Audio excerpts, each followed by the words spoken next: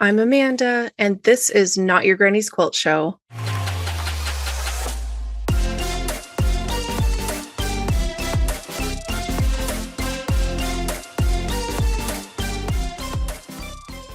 Welcome to today's episode, everybody. Uh, I've got Terrance Williams. That's right, Terrance Williams of Terrance Williams Designs.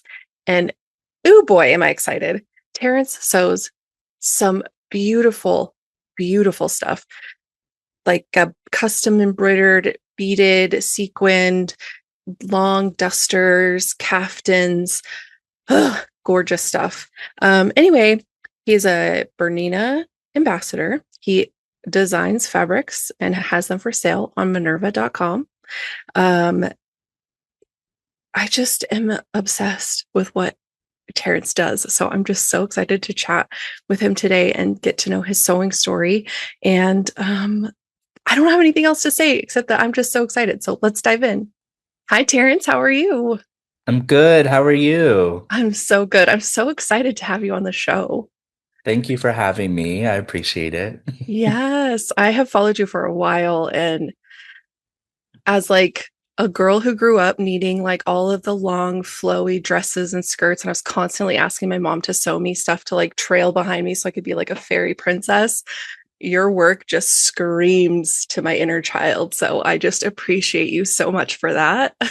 Well, thank you. I appreciate it. I wanted to create a little whimsy and fantasy in people's lives, so I love the pieces that I make. Yeah. And you are doing just that. So if anybody doesn't know, you are Terrance Williams of Terrance Williams Designs, and you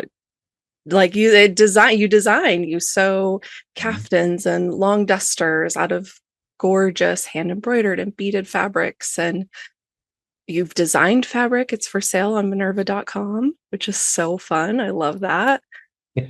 All different substrates too, which is so cool. You can get your hands on different, fabric substrates to sew whatever your heart desires. So that's fun. You're a Bernina ambassador. You're doing all the things. So I'm A so little bit of excited. everything, yeah. Yeah, yeah.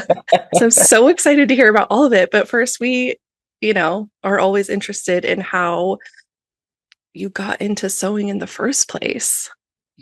Yeah, so I taught myself how to sew around 2009, 2010, I want to say. I was in college and I had always been obsessed with fashion. And Mm. I would pore over the pages of Vogue. And during this time, you could go online to Vogue.com and you could go through Oh. the fashion show archives and you could watch the runway shows and look at all the pictures. And so I would just pour over, Marc Jacobs and, John Galliano for Dior. And I would just, Michael Kors and Versace. And I was just so invested. Like I could Mhm. see, someone walking down the street with a handbag and I could tell you, it was Michael Kors from this season and the name of the bag. Like I was that really interested in fashion. And somewhere along the line, it moved from just being interested in the clothing and, people wearing them and the style to how is it constructed? How is it made? Mhm. I love this dress or I love this outfit. I want to make it. And so I started sketching in a little Mhm. sketchbook and I was sketching all the time. And my family was like, "What are you doing?" And I'm like, "I'm sketching dresses. I want to learn how to sew. I want to become a fashion designer." Yeah. And my sister, I always say she saw the vision before I saw the vision. Mm. She bought me my first sewing machine. It was a Singer sewing machine that she got like on the bottom shelf of a Walmart for like $100 maybe.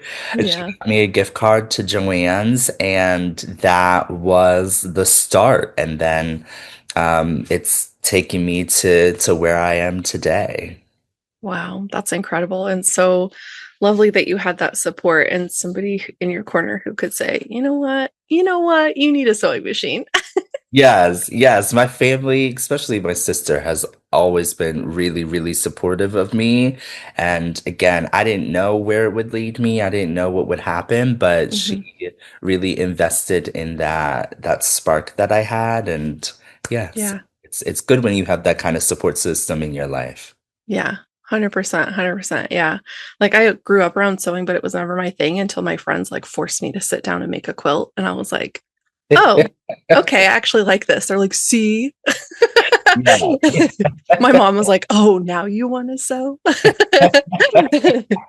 So yeah, like it does make a difference kind of having the right support because you might, my mom, I think, would have taught me how to sew if I wasn't such an anxious little wreck as a kid. But um, it just took my friends like not taking any shit from me to sit me down and make me do it. So it matters. It makes a huge difference. So It does. and what were you getting your degree in college? Oh my gosh. Not fashion design. I went to the University of Delaware, graduated in 2011 with a bachelor's in political science and a concentration in global studies and a triple minor in African studies, Asian studies, and women's studies. I wanted to become a lawyer. So I was, on track to do international law. I wanted to help refugees and asylum seekers seek asylum in different countries. I wanted to work with the UN. I wanted to do humanitarian work. Like that was my driving force. That was my purpose in life. So I took the LSATs. I was part of Phi Alpha Delta pre-law fraternity. I was the secretary. Like I, was volunteering and, talking to lawyers and talking to people in law school. And that was my dream. That was my goal. And then I think I really burnt myself out in college because I was taking every winter session and I was taking every summer session and I was taking 18, 19, 20 credits a session. Wow. I actually could have graduated a year and a half early because I completed all of my classes. I was on the dean's list every semester. Like I loved learning and I loved just diving into the subjects and I really enjoyed college. And so instead of graduating early, I just tacked on a minor. So I was like, okay, I'll do African studies. And then, I studied abroad in Ghana and then that was amazing. And then I was Mm. like, oh, I'll tack on women's studies because I don't really know much about, any of that and didn't know anything about, Asian culture, Asian studies. So I tacked on that minor. And so it was my senior year and I had done all this stuff and I was talking to lawyers again. I had taken the LSAT and I had gone back and forth about what I wanted to do if I really wanted to do 3 more years of law school and put myself through everything that I went through already. Yeah. I was talking to a bunch of lawyers and paralegals, and they all said the same thing. They said, if your heart is not in it 100%, if you are on the fence about going to law school, don't go because you will be miserable. You will not enjoy it. You will not be successful. You will not succeed.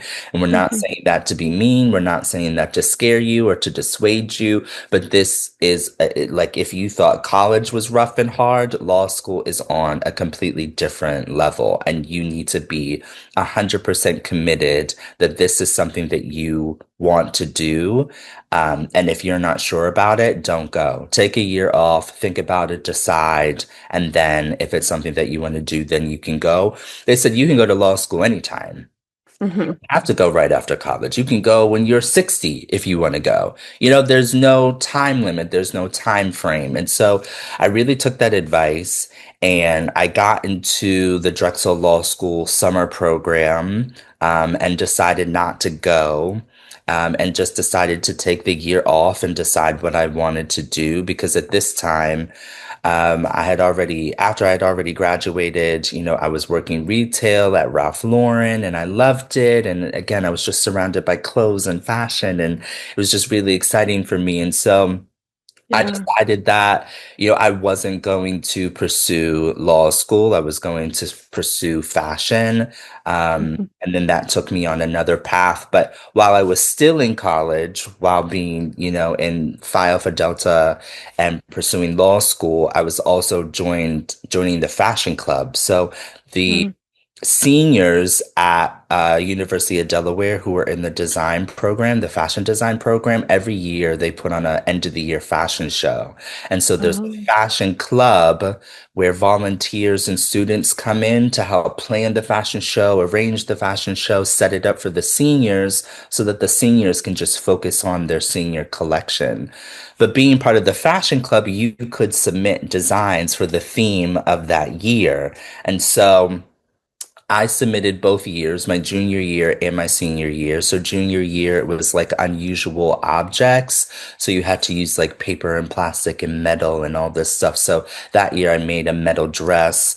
And then my senior year, it was mythical creatures. And I made this phoenix dress. So it was like short in the front, long in the back. It was like red material. And then I found like red and orange and yellow boas and like Mm. glued them to the dress. And so, and I made her little wings. And yeah, I won third place that year in the Mm. competition. So that really kind of sparked even more my desire to want to get into fashion and design and sewing and things like that. So now, where I am now is completely different Mm. where I thought I was going to be and where I Yeah. started.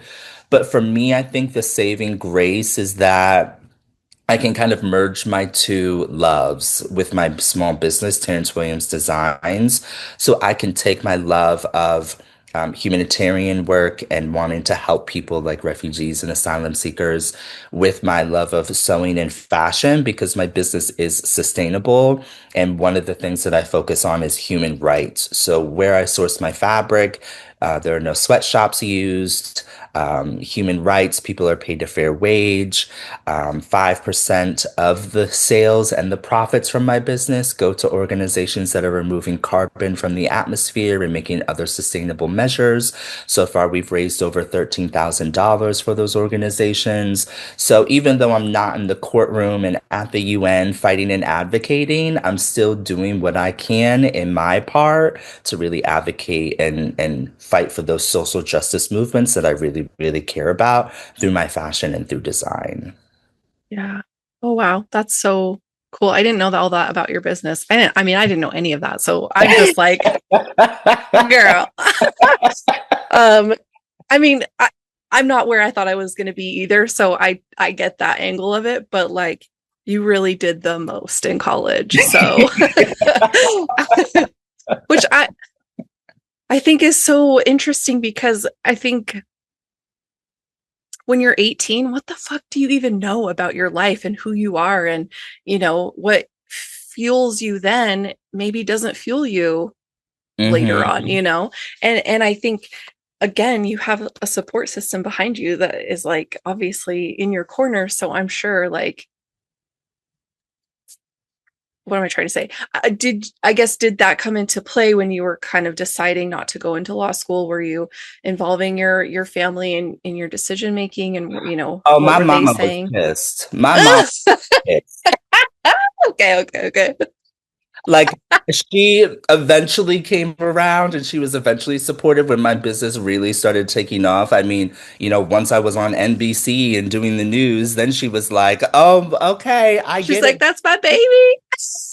But in the beginning, my whole family was like, you just spent 4 years, basically Mm, got like almost a full ride to college to go to law school. And now you're deciding not to go to law school because you want to pursue fashion and like work at Ralph Lauren and H&M and like you just like you wasted your degree. What are you doing? Like they didn't get it. And at the time I didn't get it. I right. just knew that in my soul, in my spirit, going to law school and becoming a lawyer just was not what I wanted to do. And I was just so young and I was still figuring myself out and figuring out my style and my life and my sexuality and who I wanted to be. And, Mm, I knew that I loved really colorful, bold prints and clothing and things that were flowy and things that were pretty and, embellishments and gems and I couldn't wear that in the courtroom. I had to be in Right. a suit and tie. And I just knew that if I had to wake up every day and put on a suit and tie and go into a courtroom, I would, even though I would be, doing the humanitarian work and doing the things that I believed in, I just knew that I would not be happy. And I Right. just wanted to be happy. And I knew that it was going to take me a while to figure it out. But I'm glad that I listened to myself and I'm glad that I listened to my instincts. And even though my family didn't get it, they were still supportive. They were pissed, they were confused, but they were still supportive. And so, yeah, I was figuring it out the same way that everyone else was, and I was along for the journey the same way my family was. But yeah, there was a lot of confusion in the beginning for Yeah. sure. Yeah. Okay. Well, I mean, yeah. It's hard because I mean, I switched career like well, feel, like degree tracks in college as well. Like I started in nursing school, like, and it was one where you didn't have to like take all the prerequisites and then apply and then get in. Like once you were in, like you started college, you were in the nursing program. So I was doing clinicals like the very beginning of my sophomore year, and I was like, nope, this is not it. Can't do it. So I went into elementary ed, which is like initially what I really wanted to do, but my family was like, you need to be a doctor, you need to be a nurse, whatever. Like, and when I was like, well, maybe I'll be a nurse, that would be cool. And they're like, I guess it's not a doctor. And then I'm like, you guys aren't even helping me pay for college. What do you care? I'm like, what? Stop trying to Right. So then when I switched to education, they were like, I'm sorry, what? And I was like, listen, this college is so expensive. I have no idea what I'm doing. I'm far away from home. I don't want to do any of this. I was like, I'm going to come home and go to college at home. Like, just let me do that. And they were like, fine, whatever. And now I'm like, not even doing any of that. So it's fine.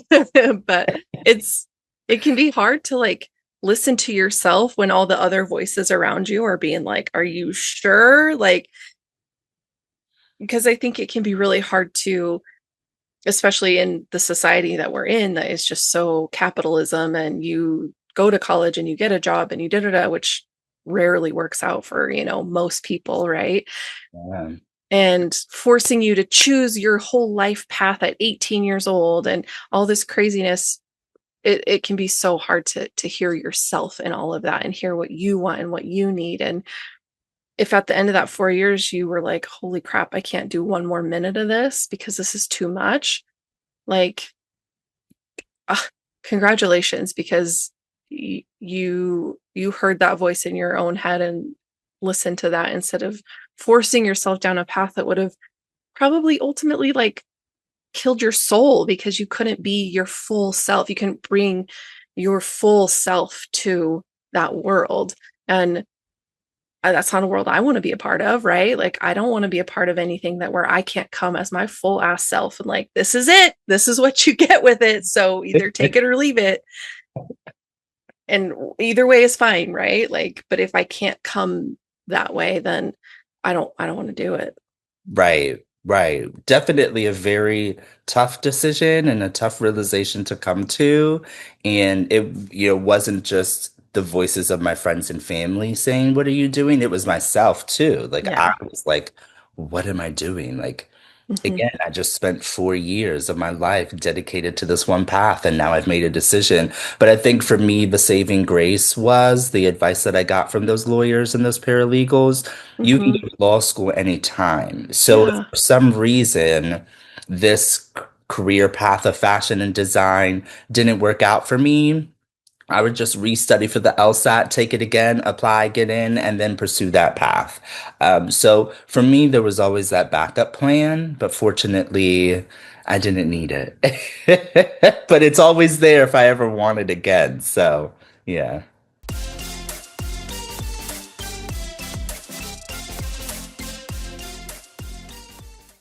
Yeah, no, that's great because then you don't have to feel stuck. And I think that's one thing that can be hard to see past is like, oh, if this thing doesn't work out, I always have other options. And I think like when you realize you have choice, when you realize you have options, and they may seem scary, but you have options, and that like it's like a whole new level of free will, right? Like you go from feeling like you have to do things a certain way to like, oh, now my consciousness is opened up a little more and now I've got a few more options. And then you choose an option that maybe isn't the most obvious. And then you're like, wait a second, now it's open even more. And I know I have more options. Like it's wild experiencing that. But I don't know, like, did it feel that way for you? For me, the Yeah. part that was really scary and jarring was actually pursuing those options. So for Mhm. me, like you were explaining, everything was so cookie cutter. Everything was like, okay, you go to high school and you graduate. You pick your degree and you graduate in college and you go into the workforce. And so everything, you get married and you're the white picket fence. Everything was laid out. Everything had a plan. And then when Mhm. I come in and I'm just like, I'm not pursuing this plan because I knew in my heart, I was exhausted. I was mentally exhausted. I was physically exhausted. I was away from home. I was only at this point, I was, born and raised in Pennsylvania, was at the University of Delaware. So it was only like an hour and a half away, but it was my first time away from home, away from my mom, away from my family. And that was Mhm. really difficult for me. And I just wanted to be at home, with my mama. I'm a mama's boy. And so, making those decisions where I kind of let's upend my whole life, it was scary, it was jarring, but again, I knew deep down inside that I was making the right decision and that even if I wasn't, there's another chance, another opportunity to pursue something else. And so I just knew what I wanted to do and I was going to do it. And Yeah. that's just how I've been. I know what I want to do and I'm just going to do it. Yeah. That's that's more than a lot of people can say. So that's really great because I think when you have that just enough courage to face that fear of like, what if I don't continue this cookie cutter path?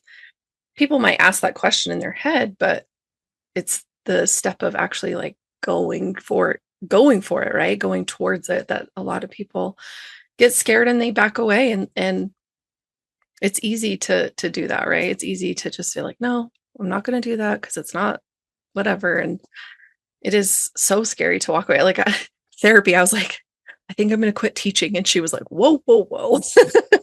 Hold on here. I was like, I don't know.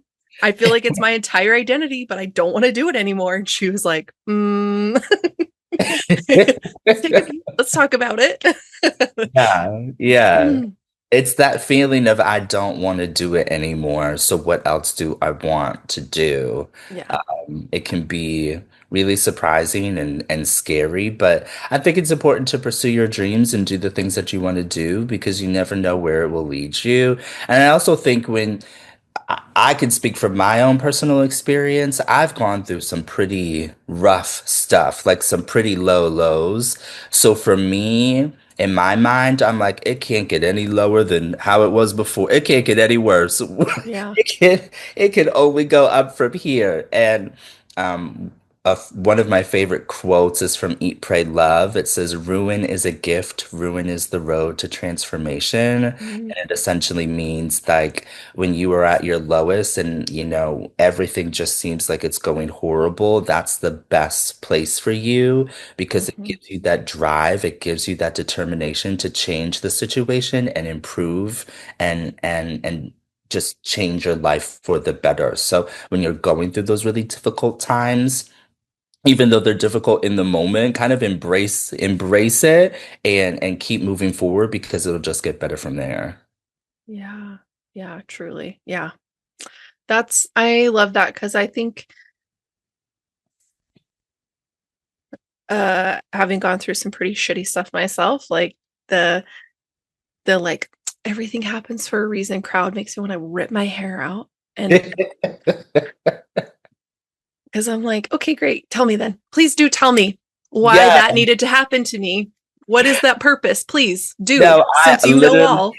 I literally say that all the time. I'm like, what is the purpose? Like, Yeah, what was the reason? And I also always think like, okay, I'm sure there was a purpose. I'm sure there was a reason, but I could right. have learned that lesson in a different way. I could have learned that lesson in a less traumatic, sad way. Yeah, Like, and I feel like I've been through enough. I feel yeah, like I've been through enough. I don't need any rough, difficult lessons anymore. Just give me to the lesson on a silver platter going yeah. forward. Please. I beg. Sincerely, like that is all. Put a pin in it. I'm done. I've Right. learned my lesson. Pick on someone else, please. Right.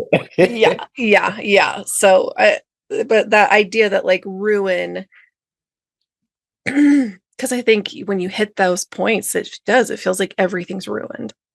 Yeah. You're ruined as a person. Your life is ruined. You don't have any choices anymore. Somebody took that from you. And now your choices involve survival, you know? So it's Yeah. like, what what do you mean? Like, but the idea that, yeah, like ruin is where you can rebuild the pieces how you want them to be, kind of is like, oh, okay. It's not the everything happens for a reason. I mean, it is, but it's not. Yeah. Like, it's not the dismissal, like that, like friendly Christian dismissal of your pain by saying everything happens for a reason. Um, wow. Sorry, I just had to take a second for that because whoa. No, that's incredible. I'm gonna write it down actually because It is like there are a few things that kind of guide, me through really difficult situations, and that is one of them. And another moment was after I had moved back from Texas, so I was living in Pennsylvania, and then I moved to Texas with my mom, and my mom eventually moved back to Pennsylvania while I was still in Texas, and things were going really well. I had started my small business at this point. okay. It was on Etsy. I was Clutch 89 and I was working at H&M at the same time, and things were going really well. And, I was initially terrified to start my small business, but I had started sewing, really getting into sewing and fashion design, and I was making bags. I really wanted to be the next Marc Jacobs. I was obsessed with bag making, and so I was sewing bags for myself, and then people at H&M wanted me to make bags for them, my Mm, coworkers. So I started making bags for them just as gifts, and then they were paying me. And so many people were like, my coworkers, they said to me, "You should start like selling this stuff. Like your stuff is amazing. It's really good. Like start selling these bags." And I think as sewists and creatives, we all get to that point where we're like, I like it for myself, but I don't know if anyone's gonna buy it. I don't know if yeah. anyone's really gonna, the stitching here is a little weird. Like this isn't, it's not perfect. It's not like you would buy in the store. So I don't know if I'll pursue it. But one of my coworkers, his name was Taylor, he said, "You need to sell your stuff on Etsy." And I said, "I don't think I'm ready. I don't think anyone's going to buy it." And he said, "Dude, there are people who sell their kids macaroni art on Etsy and make a killing. If they can sell their kids macaroni art, you can sell your Mm, bags." yeah. Said, "You know what? You're right." And so I went home that night, set up my Etsy page, and, started listing some things, little bags, and started selling on Etsy. Um, and things were going really well, but then my mom got sick, so I moved back home Mm, to Pennsylvania. And I remember I had to live with my sister until I could find an apartment and find a place and figure out my life. And so I was downstairs at her house in the spare bedroom, sitting in the dark, bawling my eyes out because I was like, I don't know what I'm going to do with my life. And my sister comes in and she's like, "What are you doing?" Because she had been at work. And so she came home. She's like, "What are you doing? Why are you sitting here in the dark? mhm. What's wrong?" And she came in and I just started crying, like bawling. And she gave me a hug and she's like, "What's wrong?" And I just said, "I don't know what I'm going to do. I don't know what I'm going to do." And She held me and she said, I'm going to tell you what you're going to do. She said, I'm going to give you today to cry. I'm going to give you today to feel sad, to feel sorry for yourself, to feel like a disappointment. Just feel your emotions. I'll give you Mhm. today, maybe tomorrow, to feel sorry for yourself.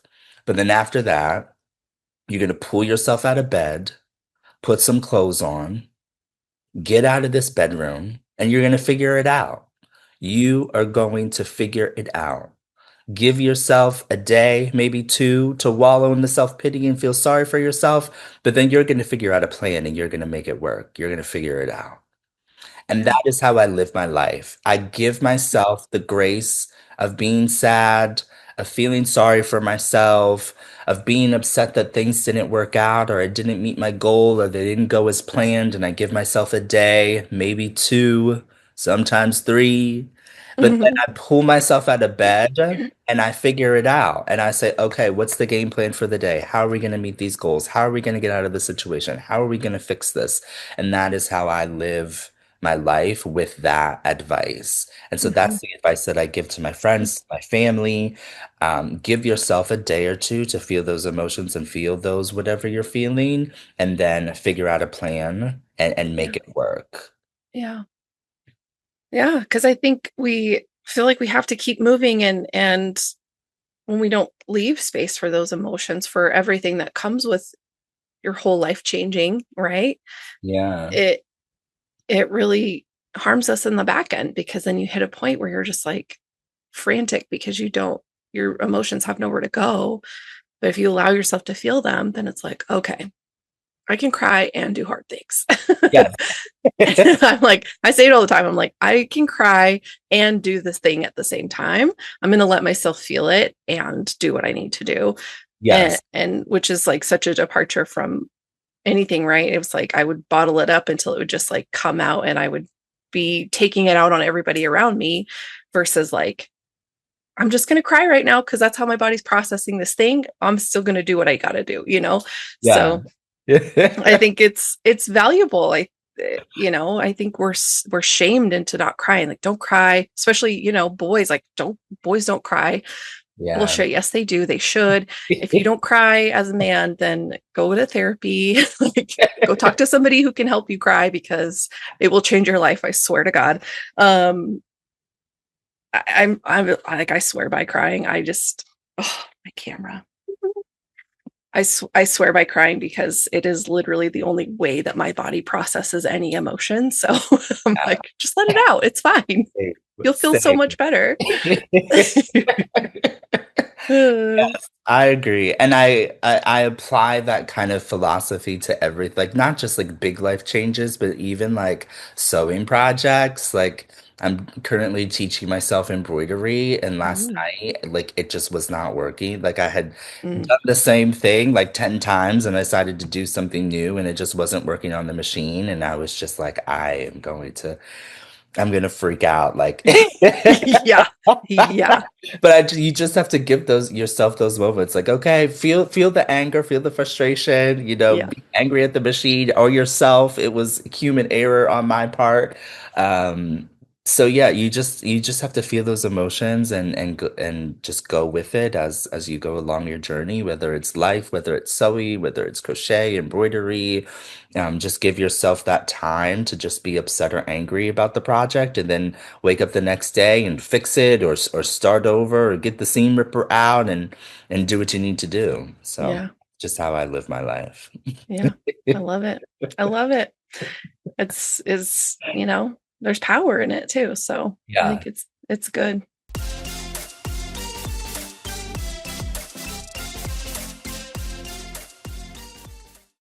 So you were back at home, and then you're back in Texas though, aren't you? Yes, I am. Okay. So how long were you back at home? Is your mom okay?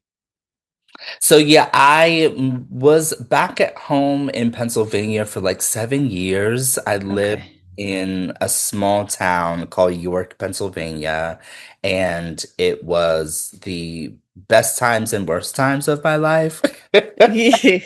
I like was able to grow and establish my business. At this point, I was still on Etsy, and I also met my some of my best friends, Jamar and Nani and Khadijah, just people that I still talk to today, and they're like my ride or dies, and I love them. And I was able to really grow as an entrepreneur and get my stuff in some stores while I was there, but for me, I kind of outgrew the city and Mhm. I just wanted more. I wanted just a bigger city, a bigger vibe. I wanted more fabric stores because there weren't really a lot in the area.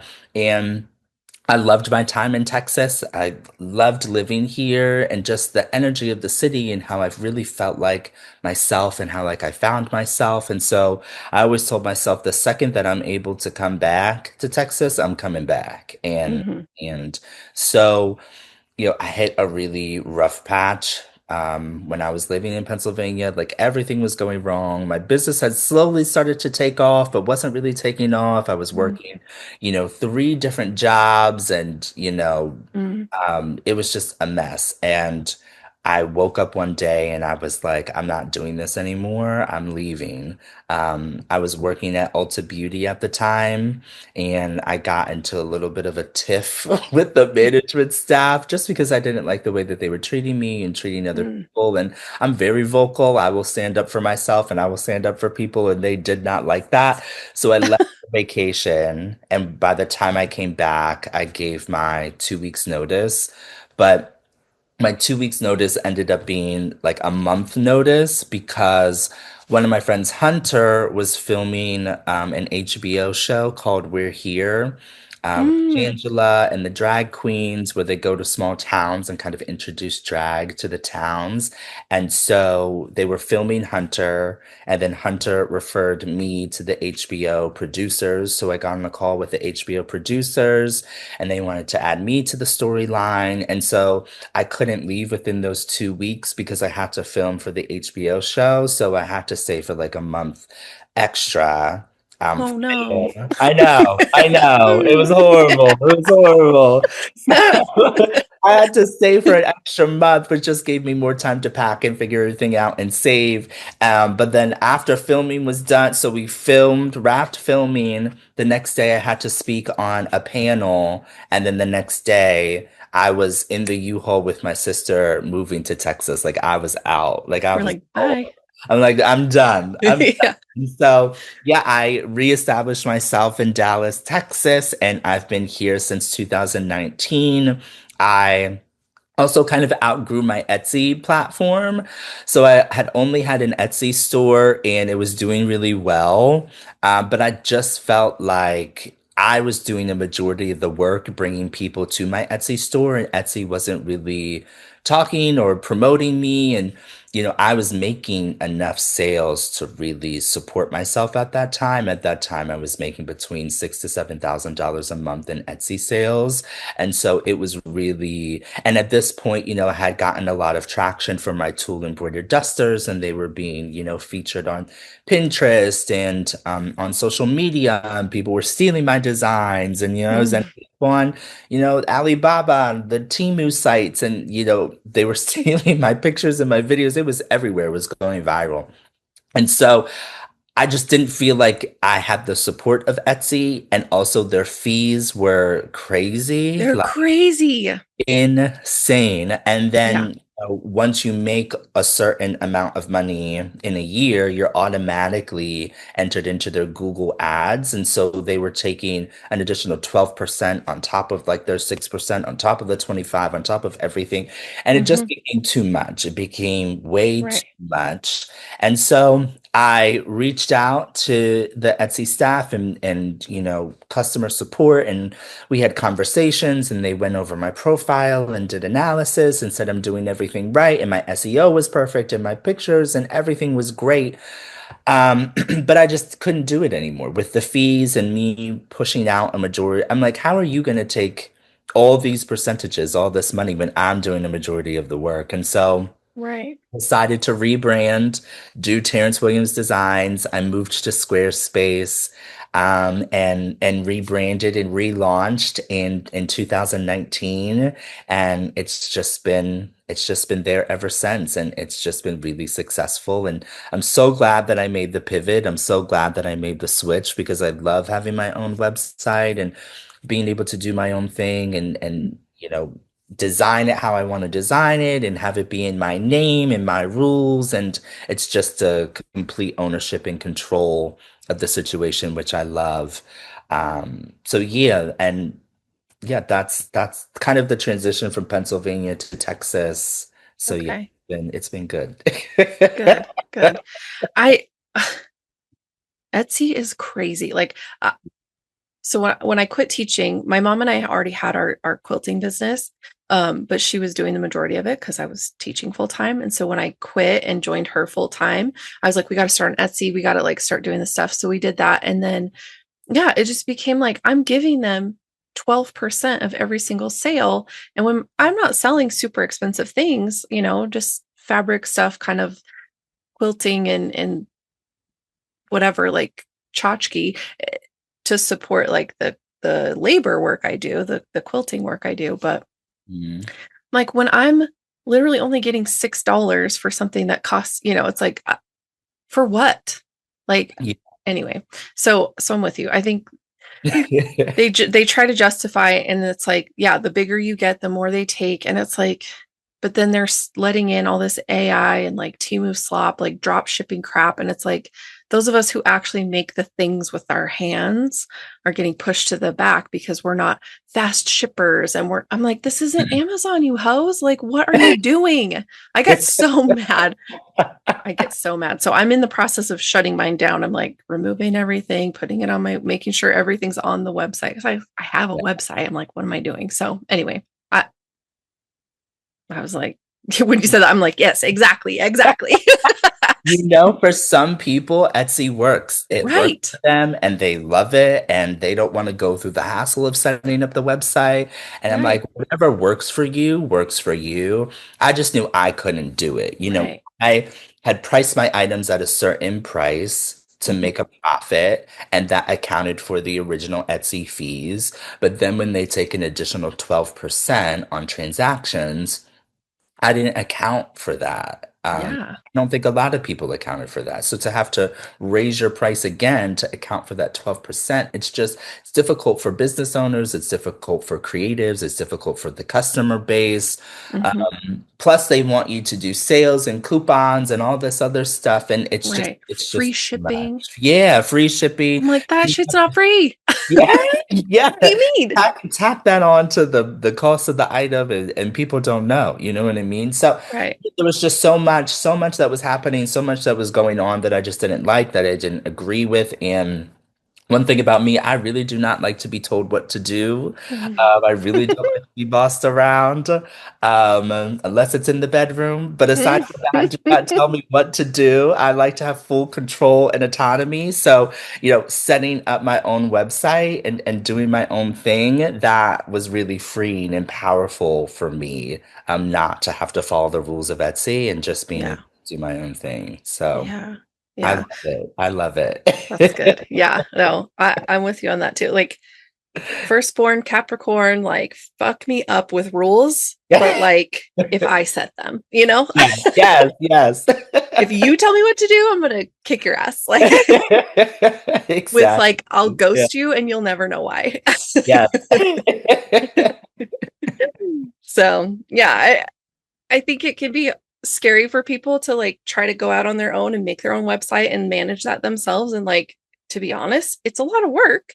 Hmm. But to me, I'd rather get the full benefit of making the full profit of what I'm selling. I mean, obviously everybody's got operating costs, right? But like Right. instead of having to account for a really big portion of that being sent somewhere else, when I Yeah. could just as easily have a platform that I just do it myself anyway, it's like six of one, half a dozen of the other kind of situation. But at the same time, like if I'm going to be doing all the work, I want to be sending people to my website that has Hmm. my business name. Yes. So Yeah. that's it's it and it. I mean, it is empowering when I'm like, oh, I have a website, and people are like, oh, you do? I'm like, yeah, girl, I do. And I'm like, here it is. Go see my website, So it feels like super, hmm. I think like as a little kid, I did always have this idea of like, I'm gonna own a business one day. I'm gonna run my own business. And now that I do, so when I like hit these like milestones of like, I now have a website, and I'm like, Yeah. 7-year-old me would be like, yeah, quit. Um, Yeah. Yes. so it's like it's funny like doing those things and realizing like, oh, I was like trying to play pretend these things like so much as a kid. I mean, I didn't really know about websites as a kid because it was the early 90s and the internet was weird back then. So Uh, uh um but as I kind of got older and got into like, oh, gotta go to Delia's and like order online and do all the things, and like the internet became a bigger thing. I was like, it'd be so cool to have my own website. yeah. Yeah. And now I live on the internet. So I was the same way. I was like, I really want a brick and mortar. Like, I really want a store hmm and I want to be able, to go in every day and do the window displays and, because when I worked for H&M, I was a visual merchandiser. So I was dressing the Ooh. mannequins and doing the floor displays and moving everything around and setting up the tables. And I was like, I would love to be able to do that in my own space. But you quickly realize having a brick and mortar, like, there's rent and there's overhead and you have to go in every day and then if you have employees and inventory and stock and people stealing and insurance and like all this other stuff. So Yeah. I really I think as creatives who start businesses, we romanticize a lot of things. And once I Yes. realized everything that went into going into a brick and mortar, I said I'll just stick to my website. Yeah, Yeah. my homepage can be my window display and I can Yeah. change it out every season or every few weeks and that'll be enough for me. Yeah. Yeah. Exactly. I'm like, go look at my Instagram. Yeah, I will yeah. be in my garage sewing. It's fine. Yeah. Yeah. I think, yeah, the realities of business hit you as an entrepreneur, and you're like, oh, okay. So that only happens in the movies.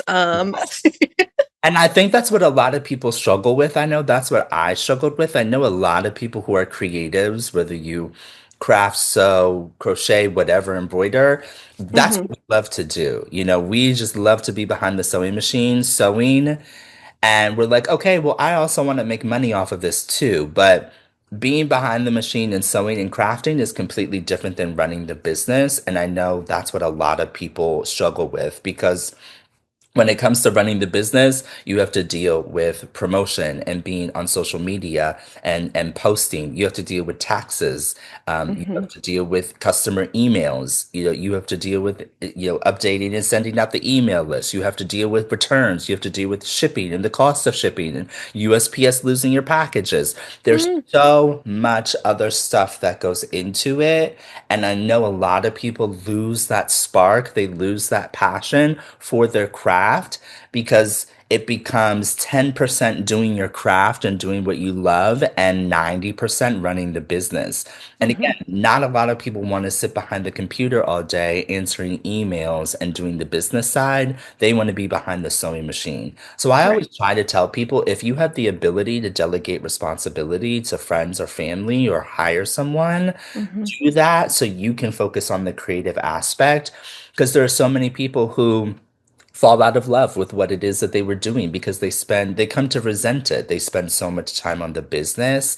Yeah. And if I've definitely felt that way sometimes where I'm like, I just want to give up sewing because it's just too much. Like there's just Mhm. too much going on. But I think the saving grace and the silver lining is like one, when you open up your bank account and you see that there's actually money in there and your business is being fruitful. But two, when you get customer emails and you get customer pictures of them wearing your designs and wearing your pieces and they feel beautiful and they feel excited and they're happy and they're writing you, saying how grateful they are and how special it is that they have one of your pieces. Those are the moments where I'm like, okay, all of the turmoil, all the strife, everything that I've gone through is worth it because I've made someone happy and I've made someone feel beautiful. And for my business, that's ethically sourced, sustainably produced, it's genderless, it's size inclusive, everything is made to order. There's a Hmm. demographic of people, people who are extended sizes or plus sizes, who never really felt included in fashion. And so now I get to make things for them, dusters and caftan dresses that make them feel whimsical and beautiful. And, they get to wear them for their weddings and their boudoir photo shoots and their pregnancy announcements and their engagement, photos. And I get to be a part of their special day. And they write me and they say, thank you. There are no plus size stores out there that make me feel beautiful and that fit my body. And you did that, and I feel really grateful for you. And so those are the moments where I, come back down to earth and I'm like, okay, all the stress, all the turmoil, everything that I've experienced, being a creative and a small business owner is worth it when you can inspire someone and make their day. That keeps me motivated. But I think as a creative, you somehow have to find that balance and separate the creative time and the business time. And so Hmm. for me, like Tuesdays and Thursdays, those are the days that I'm filming content. Those are the days that I'm making videos. Those are the days that I'm, answering emails and talking to brands. And then Monday, Wednesday, Friday, those are my heavy days of sewing. I'm just Hmm. sewing all day. So Okay. that's the balance for me, and it works and it's really successful. Yeah. I love that. And that's so practical because I think people say, oh, you just got to find a balance. And it's like, but what is that? Like, what does that look like? And so thank you for sharing what that looks like for you because you can get so lost in the sauce, like so focused on like the business side of things, working on your business and being in the business without, you know, giving much time and attention to the craft side of it, what your craft is and why you even have the business in the first place. And like, Mhm. I tend to personally get kind of scrambled and be like, well, I got to do all this and I got to do all this. And I do still struggle to find a balance. And so I love hearing that because it's like, oh, right, I'm allowed to set days of the week where all I do is business admin, whatever, take care of business, film content, whatever, and then have my days where I'm only doing Yeah, the sewing side. And so, um, no, that's really great. I love that. And yeah. I'm happy that you found a balance for you because I know, also physical limits. Like, I don't know. I know you've had some stuff, some physical stuff, and we don't have to talk about it if you don't want to, because that's No, we can. your No, no, story I'm and your trauma. very, And I don't want to be like, so anyway, you got shot. Like, yes. because what the Yeah, fuck, man? But yeah. Yeah, so two separate things, but yes, I used to feel really guilty in the beginning when I would have orders and I would want to take time to sew for myself. mm, But I realized that I could not feel guilty and that I needed those breaks. I needed those moments where I stopped sewing my 500 duster orders and I just made a jumpsuit for myself or a pair of shorts for myself, quick little projects that I could do. And it helped me go back to kind of the monotony of making the dusters. And mhm, so for me, I still have those moments. It's usually in the evening after I've like reached my max of making dusters and headbands and stuff, where I just say, okay, I'm gonna do a little project for myself. Right now it's mm, embroidery, so I'm doing little embroidery projects. mhm, And that's after all day of packing orders and answering emails and doing the email, all that stuff. I'll take a little time for myself. And so that's how I kind of find that balance and stop feeling guilty. And yeah. then, yeah, I physical limitations, I mean, I work even before I was shot, I was working 8, 9, 10, 12 hours a day, Mhm, just because, thank my higher power. Business is really successful. It's a lot of work. These, with the business taking off and having all these orders, it's really successful. But it's a lot of work. But I'm very grateful for the work, and there's nothing else that I would rather be doing. But I was burnt out and I was tired even mhm, before I got shot. And then in November 2024, I was shot. I was on the running trail, the same running trail that I've ran the whole 5, 6 years that I've lived in Texas, and a man that I don't know pulled out a gun and he shot me. He shot me in my shoulder and my leg. And so for the end of 2024, all through 2025, I basically was recovering. So I had to learn how to walk again. I was in a wheelchair and a walker and then a cane. I was doing physical therapy. I had to learn how to use my arm again. And so I didn't know if sewing was even going to be on the table for me, when it was going to be on the table for me. So my love, my passion, my thing that gives me drive, I couldn't do it. And I was essentially on bed rest for months and months and months and months. And so, as you can imagine, that kind of put me into a spiral. Mhm. But through that process, um, I learned a lot about myself. I before right before that, I became a Bernina ambassador. Mm. So I work with Bernina through their partnership, and I make content for them and blog posts and tutorials, and it's just such an amazing, amazing endeavor. But so I had become an ambassador, got shot. They shipped the machine. The machine sat in the box for like a month or two because I couldn't use it. But then when I was able to use it, again, one of my saving graces was that I was able to learn functions of the machine that were adaptable to me in my current position. So I only Yeah. had one arm and one leg, and you kind of need both to be able to sew.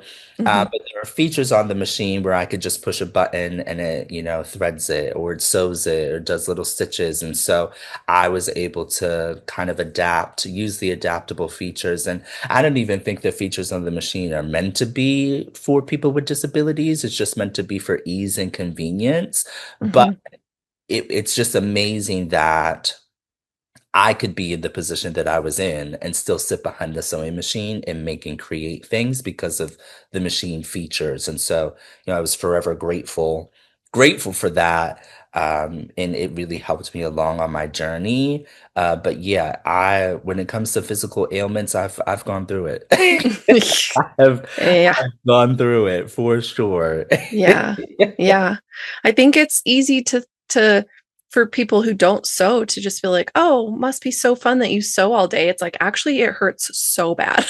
Like my Yes. body is breaking down. Thank you so I much for don't know asking. why, but I'm always hunched. Shrimp. Like my shoulders are always hunched, and like I Yeah. try to relax and Oh, yeah, try to yeah. remind myself. But yeah, I'm constantly wear and tear on your shoulders, your lower back. Don't even get me started when the rotary blade slips and you slice your finger. Yeah. I don't sew when I'm tired because Mm-mm. twice a needle has gone through my nail because I was so exhausted and not paying attention. So whenever I'm exhausted, I stop sewing and say, okay, we're gonna wrap it up for the night. So, taking care of your mental and your physical while you're sewing is super important.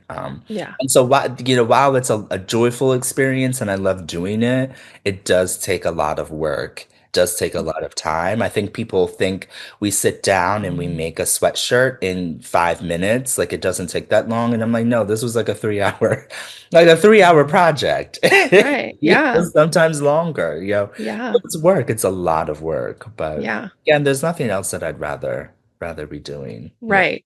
You're right. It's like, oh, my body hurts, but like, what else am I going to do? Go work Yeah. for somebody? I don't think so. Like, at this point, I'm ruined for being an employee. I am so sorry, but no, thank you. Yeah, I feel the same way. I mean, if push came to shove and for some reason the business didn't work out anymore, I would begrudgingly go back, but I would just be Right. miserable. I would Right.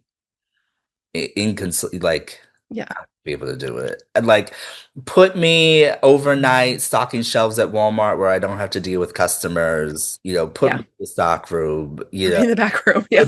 keep me away from people because I would not be able to do it. They're not going to like it if I have to talk to them. Yeah. 100%. I'm like, I'm nice until I'm not. And then you're Yes, gonna yes. want to run away. So it's fine. I did my retail time in college. Like I worked at did you did you have Hastings around? Mm-mm. Really? Ugh, sad. It was like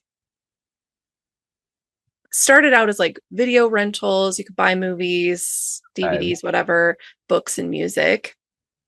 And then it slowly evolved and like I think it's ultimately what killed them. They just like started adding like skateboards and disc golf discs and like clothes and bags and like craziness. But anyway, I worked there for the majority of college, and I did my time. I did Yeah. my time. When you're in the business of buying people's used crap, like you can imagine the things I have been called by people who were literally methed out and wanted me to buy their scratched ass like Papa Roach CD so they could go buy more meth. I was like, Right, I right. don't need this, except I do because I'm broke and I'm in Yeah, college. Help yeah, me. yeah. But now I'm like, I don't. And I've been like, oh, I'll just go get a job to my husband. He's like, why? I'm like, because I don't know. I just feel like I need to be making more money. And he's like, but the business. I'm like, yeah, what about it? He's like, are you kidding? No, you're not getting a normal job. He's like, what are you going to do? Go work for somebody now? And I was like, I'd probably be their worst nightmare. He's like, yeah, you might Yeah. want to just stay home and keep working on your business. I'm like, good point. So, I'm like, well, at least he gets it. Uh, At least he gets it. Yeah. yeah. We love a He's like, support partner. yeah, for sure, for sure. And he is nothing but. So that's like Um, the greatest because then it's like, oh, I can just do what I'm doing and it's fine. I'm not like the guilt is coming from inside my own head. It's never from him. So it's we are our own worst enemy for sure. yeah.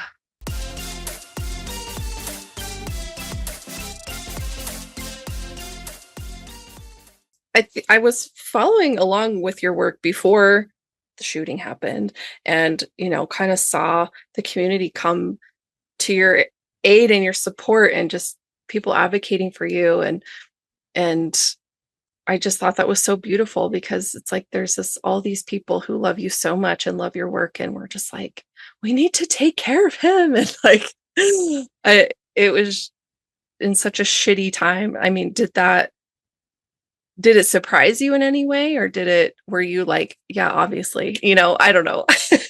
No, it did. So, yes and no. I have a really good, close-knit community that I know loves me and cares about me and is there for me and advocates for me. So I knew reaching out to them during the whole process and situation, they would rally around me. But the Mhm. bigger community as a whole, I couldn't even imagine, didn't think that would happen Yeah. between all the donations and the GoFundMe and everything, like it was absolutely amazing to see.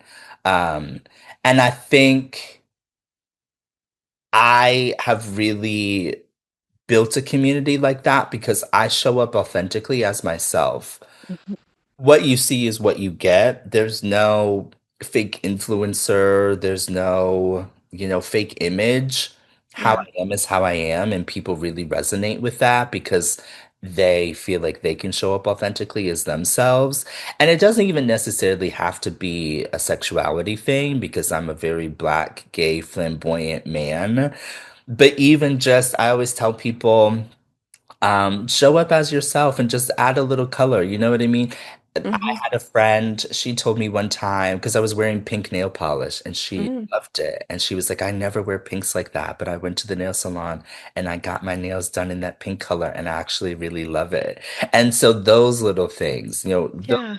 little things of like living in your truth and being yourself is what I really want to encourage people to do. So I feel like because not only do I feel like I make beautiful clothing and designs, but I show up as my real self, people really rally around that.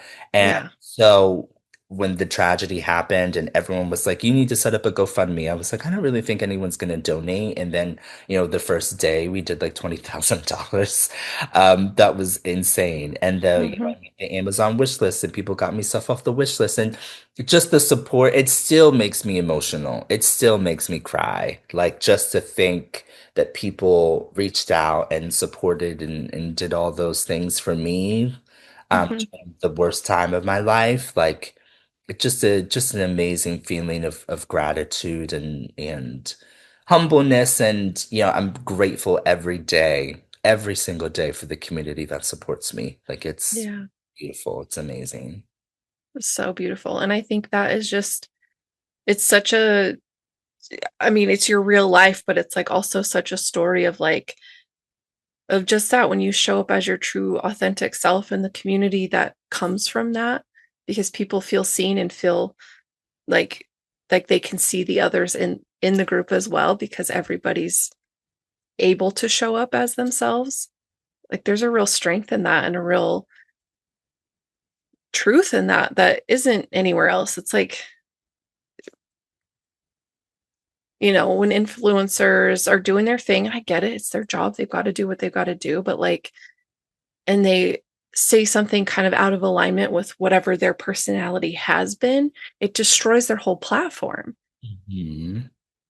But it's like, you can't hurt me. I've always been who I've been. It's like, and Yeah. there's, because I'm the same. It's like this is me. Hello, like you get what you get, regardless of being across the microphone from me or seeing me in person. Like, and it can be scary to build that because it doesn't grow as fast. It doesn't, you know, it takes a little bit of time. But like, I'd rather have my audience cooking than like, and slowly building because they're truly people who want to be here versus like, oh, I grew really fast because I made one viral post. Like, I don't want that. Like, Yeah.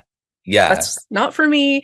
I don't want to invite any of that into my life because I've seen what happens on the backside of that and like have had friends who've had things go viral and just the disgusting DMs that they would get from people and the fights that people would try to pick with them over like nuanced little nitpicky things that it's just like you are missing the entire ass point of this whole thing. Anyway, so Yeah. but I truly like love your platform and I love what you share and the work you do and just learning even more about your business practices and the way you've brought your education into it, like knowing how to look for those things and build the business you want to build is, I think, such a cool way that you were able to incorporate all that 4 years of hard work, right? Yes. And Thank you. yeah, and it can be hard because it's like when you're again like kind of all the way back to the beginning, like when you're switching out of something, you feel like, oh, I don't know how I'm ever going to use this, or I don't know if I'm ever going to use this again. But it's, you can't unknow those things, right? You can't unlearn. Well, you can, but like, whatever, like you put all that into practice. You did all that learning. You did all that, like growing through all that process to just like not have it affect your life would be so crazy. And I think it can be hard to see how it will in the moment. But ultimately, if you look back and go, oh, I see now the connection that I drew from that. And it's just so cool to see that, you're able to consciously make choices that further feed your community, further feed your platform, further feed your business to make it something that feels good to put out in the world. So I love to see it. Thank you. I appreciate it. It's taken a while to get here and to grow the platform and um, and I still have a lot more that I want to do, but I think at the core of it, I always knew what I wanted my platform to be, what I wanted to stand for, what I wanted to represent, and that was, sustainability, all pillars of sustainability. So it's not just environmental. I know a lot of people Mhm. focus on that when it comes to conservation and, global warming and CO2, and that is really important, but there also is the human element, the people element of sustainability. So making sure that people are paid fair wages, making sure that they're in safe working conditions, making sure that we're not exploiting people, that is really important to me. And again, even though I couldn't do it in the courtroom, even though, I couldn't travel to the UN and be an ambassador and follow that path. I still think what I'm doing, what I'm contributing, not just in the clothing and the designs, but the contributions that I'm making and the education that I'm doing online and offline. I think that is just as important as um, pursuing a career in law and doing all of that stuff. So I'm doing it in my own way and at my own pace. Yeah. But I still feel like I'm contributing and doing what I need to do, and I feel good about it. So Yeah. Good. That's and ultimately it's like you're the only person that you have to please at the end of the day, right? Like it's you and yourself and you, and that's it. And if you're happy with what you're doing and you're happy with what you're contributing and it feels good, then like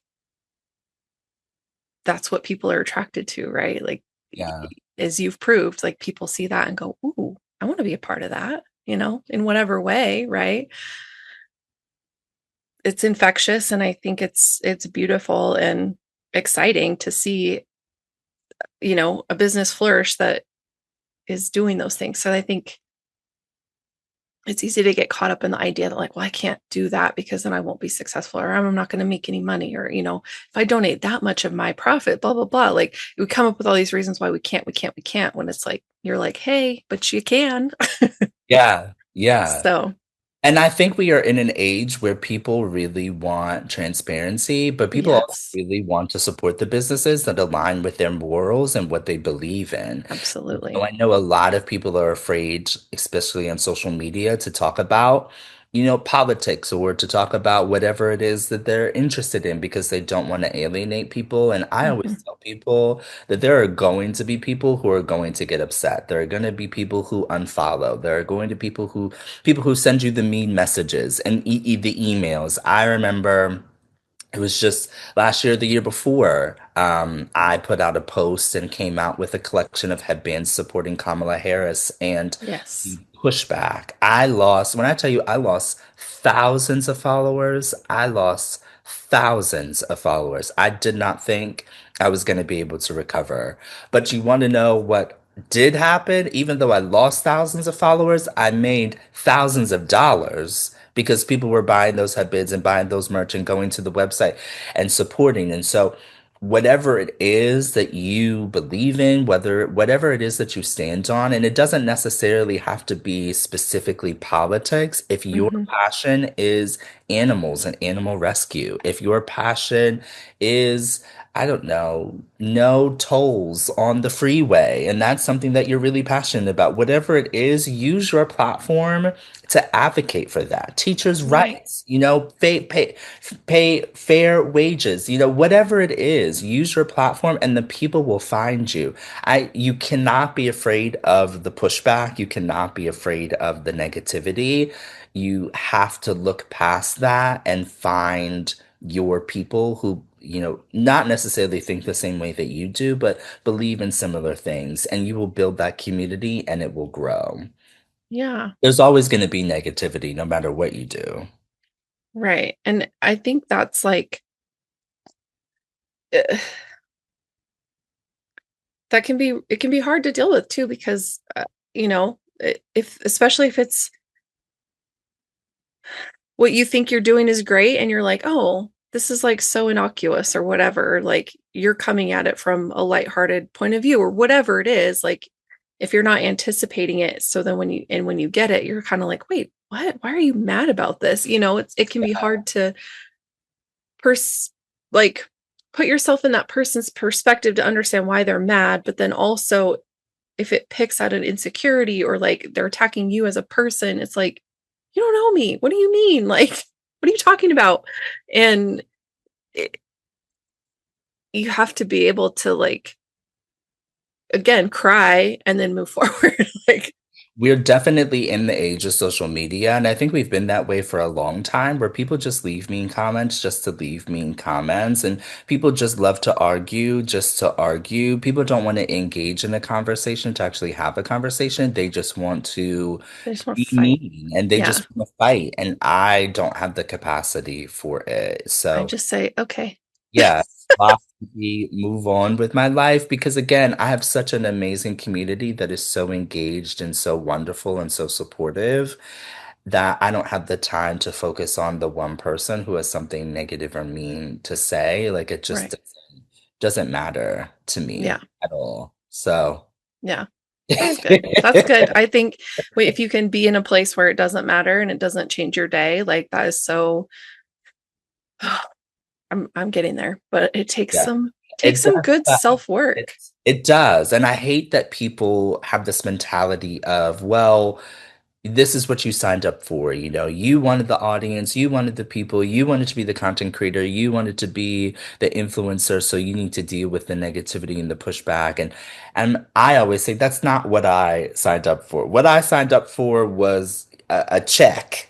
Yeah. You know, if I'm working with the brand, I signed up for them cashing that check. You know, I Yeah. signed up for the free product. I signed up for the community, the support. That's what Yeah. I signed up for. I didn't sign up for the rest of the stuff. And I hate Right. that it comes with the territory and that we're in a space where it's just normal that it comes with the Yeah. territory. So for me, I mean, I always put my foot down. So if I'm feeling in a particular mood, I definitely will clap back and I will say something, not in a comment, but in a video. Like I always will do a video response. And I feel like Hmm. that terrifies the hell out of people when you are put on blast on like when your negative words and your animosity is put on blast for everyone to see, Right. people really do reconsider the comments that they leave online and the things that they say, Yeah. specifically to me. So people will do it once with me and then they'll never do it again. And I'm like, yeah, Yeah. I'm not the one. Yeah. Like I'm not the one or the two. Don't come at me. Yeah. Yeah, And I think I I love seeing creators do that because it's like you thought I wasn't going to respond, but I'm going to, and you're going to get the full explanation, the rundown because this okay, you want to go? Let's go. Like it's I think we it's like coming at social media where it's like a mix of I just want to share my everyday life and then people thinking that they have the freedom to just say whatever they want because mhm, they're protected behind the screen of their computer or their phone. yeah, And then like this culture of like, well, you just got to be nice. You just got to be nice.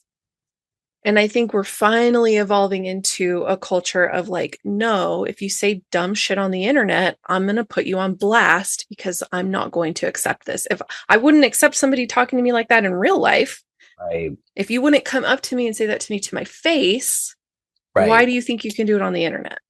correct. And like, I think it also points at kind of the paparazzi and the entitlement to like Mhm. figures of, well, they owe us. No, they don't owe you shit. Like, they don't owe you shit. I think it's, The parasocial yeah, relationships, it's very, very tricky to navigate. yeah, yeah, yeah. And it's been coming to light a lot more. I think more people have been kind of talking about it out loud and what it means to them, but also like what it means on the other side of it. Like the pressure that is put on these personalities, whether you're a big Hollywood movie star or you're a big personality in, the social media space, like it again finding that balance, right? Like how much do I share? How much do I keep for myself? How much is too much kind of thing, like trying to find that keep your own sanity while also still serving the algorithm is like trying to Yeah, figure out the algorithm feels like just literally I really think it was like designed to drive people insane. Just want to yeah. throw that out there. Just like I think office work, like menial office work was meant to drive women insane so men can stay in control. Um, it's just my 2 cents. But I've given up trying to understand the algorithm and what works and same. what doesn't. I just post now whatever I want to post and Yeah. say whatever it is. And I find that the more just open and honest and vulnerable or funny that I am, as long as I'm just being myself, that resonates more with people. So a video of me talking to the screen just about Hmm. my thoughts on sewing or a sewing machine or whatever. Um, Funny little things that just us sewists would get. Those Hmm. videos do better than the videos where I'm like, setting up my camera at different angles and filming and recording and doing the voiceover and the transitions and, taking 10 hours to edit the video and I post it and it gets 200 views. But, Me just sitting at my camera talking to the screen with like no makeup and an eye boogie because I just woke up. Those videos that go viral and get millions of views. So I've stopped trying for perfection and a curated feed and Hmm. everything looking pretty and perfect. And again, I just show up authentically as myself, and I Yeah. what I do. I love my designs. I love sewing. I love my fabric collection, and those are the things that excite me. Those are the things that I love talking about. But I also love talking about sustainability and politics and human rights. And so you're gonna get both. And so Yeah. that's what I always try to tell people: show up authentically as yourself, and don't be afraid to speak about what you want to speak about, and your people will find you. Because even Yeah. though we lost, thousands of followers because of the Kamala situation, or speaking out about this current administration, I've also gained thousands of followers, and I've gained so much support because we align and we Yeah. connect, and we understand each other. And even though we might not be experiencing the same things, we're still Hmm. experiencing them under the same kind of umbrella. And again, people want to support content creators, and people want to support small businesses that align with their values. Yeah. Either way, whether it's a left thing, whether it's a right thing, whether it's a Trump thing, whether it's like a conservative thing, one thing that I will give conservatives is they rally behind their people in Hmm. delusion, but they rally behind them and support them 100%. And it's scary thing, but it's a beautiful thing to see when you see that type of support. And we just Yeah. need more people who are vocal about human rights, and more of, what they believe in, to come out and speak about it, and they will see Yeah. people rally around them and support them in that way. So Yeah. I always tell people, don't be afraid to speak up and give your opinion, because Yeah. you'll get pushback, but you'll find your people.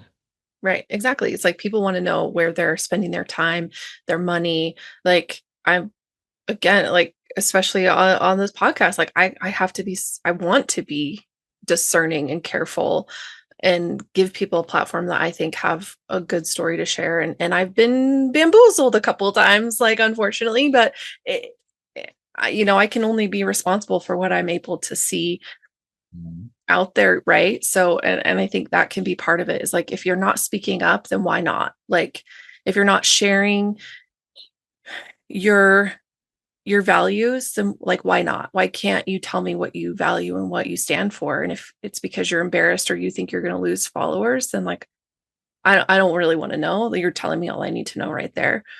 Yeah. But if I can watch some of your content and immediately like pick up that you're, a human rights advocate, that you are, you know, for inclusion and, sustainability, all these things, it's like, oh, okay, thank you. I'm going to follow you. Like, Yeah. regardless of how big your platform is, right? It's like if you're using your voice for a purpose instead of just your follower count, right? Like, I think that's a big piece of it. People are like, oh, so scared to lose followers. But it's like, but what kind of followers do you want though? Like Yeah. if you're just willing to accept everything and everybody, then yeah, you have to betray yourself in a sense to get there. But if you're standing in your truth and sharing your opinion and your voice and giving yourself and other space to change their minds about previously held beliefs or ideas, uh that's ultimately going to build a better, stronger base, a more supportive base, because there's going to be some growth there that you've all experienced together, right? Like Mhm. I think and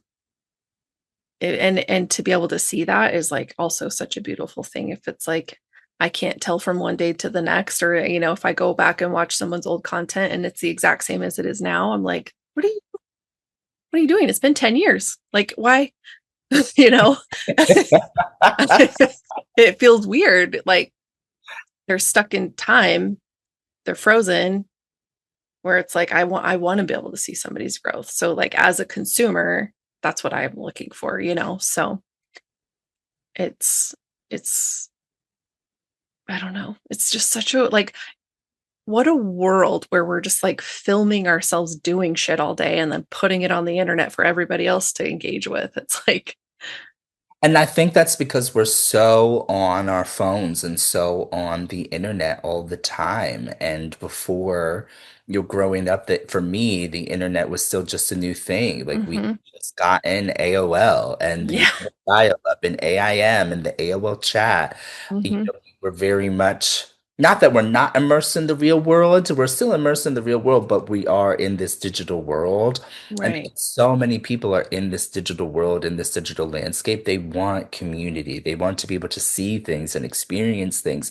And so it's a great way for us to be connected in that way. Yeah. Yeah, and you just have to be careful of like the parasocial relationships and like what you want to show and what you don't want to show and establishing boundaries. But I think at the end of the day, everyone just wants to feel included. Everyone Hmm. just wants to feel like they're being listened to and they're not being judged and like they found their people.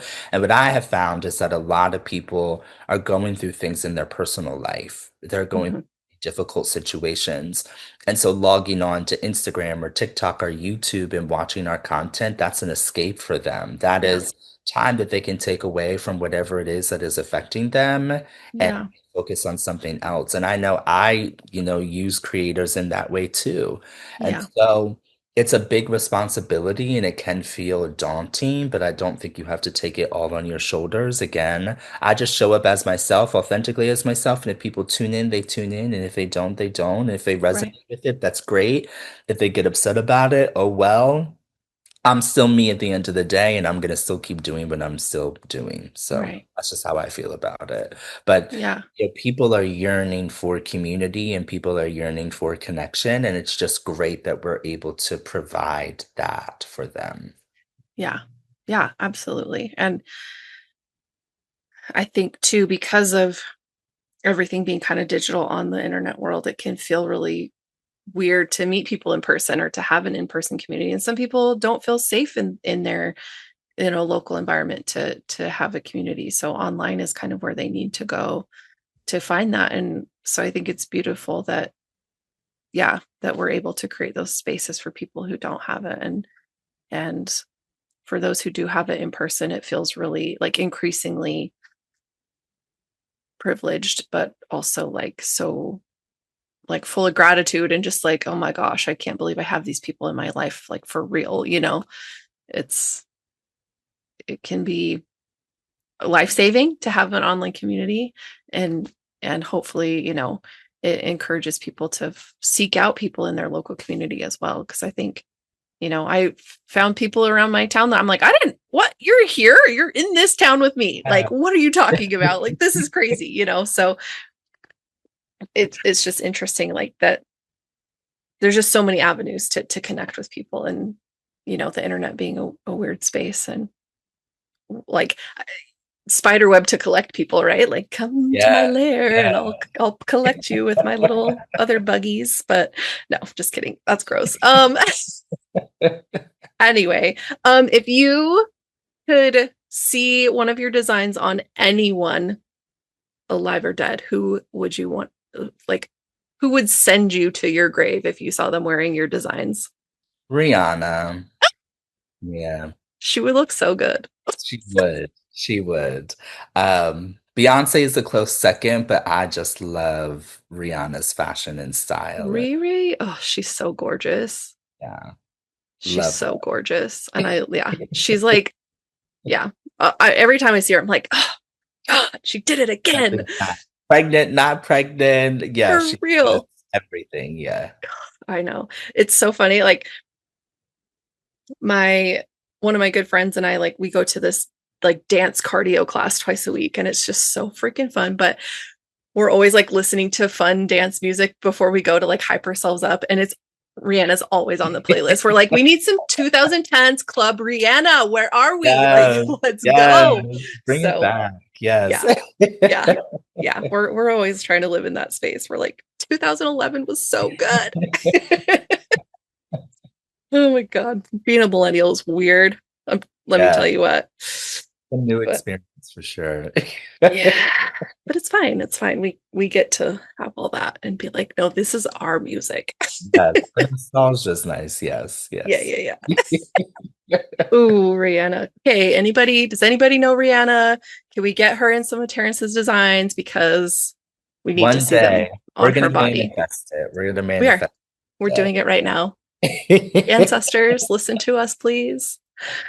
Oh, it's gonna happen. I can feel it in my Yes. bones. It's gonna happen for you. Um, well, thank you so much for chatting with me today. I've really loved getting to know you better and hear all about your journey and the fun ride you've been on this whole time, and love to see the success that you're experiencing because I think it's beautiful to see. But before we wrap up, do you have a tip or piece of advice to offer the listeners? I mean, you've offered so many already, so I don't know, but an official one? Does it have to be sewing related or just No, it can be anything? anything.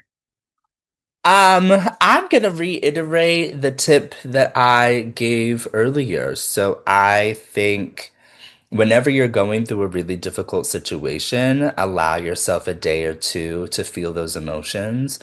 Allow yourself a day or two to be sad, to be upset, to be angry, to cry, to feel sorry for yourself.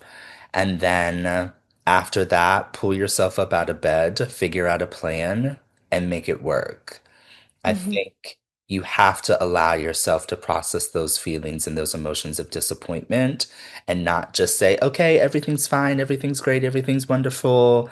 No, feel those emotions how you feel them, but I think it's really important to figure out a strategy and a plan of how are we going to fix this? How are we going to improve it? And not just sit in those emotions. You have to be proactive.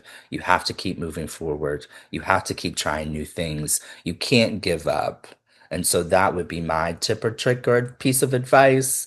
Give yourself a day, maybe two, maybe three, but then figure out a plan to make it work. Mm, yeah, that's a good one. I second it. I'm a huge advocate, like I said, for feeling your feelings, getting it out of your body, and then making a plan to move forward. Because you can't do anything successfully if you're holding all that in. And it's Yeah. going to come out in ways that you're not expecting or that are way more harmful than you taking a day to cry. So I'm with you on that. Well, thank you again so much. And I'm so looking forward to continuing to see the amazing things you make and be dreaming of your caftans and your dusters and watching gorgeous people wear your gorgeous designs, and just keep it up. Well, thank you. I appreciate it. I appreciate the opportunity and the conversation. It means a lot. And yeah, it was fun.